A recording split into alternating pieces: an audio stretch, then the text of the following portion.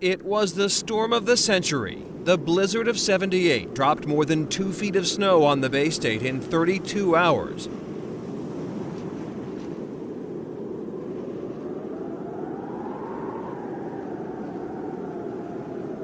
Early in the storm, 2 tractor trailers jackknifed along Route 128. Oh, right. That's what backed everybody up. Then the snow built up, and then there was no way out.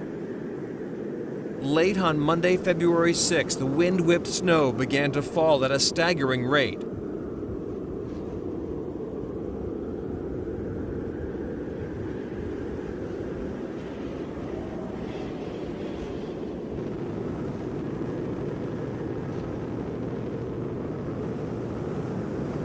And eventually the National Guard had to be brought in, and it's just an amazing storm.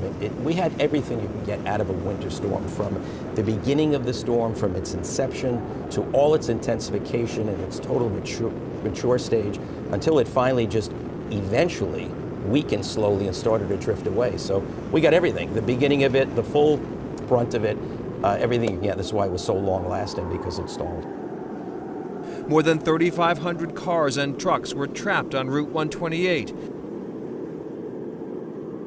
Federal troops working throughout the night kept the 24-hour, round-the-clock recovery work going on Route 128. By Thursday morning, the joint civil defense effort resulted in almost 1,000 freed vehicles.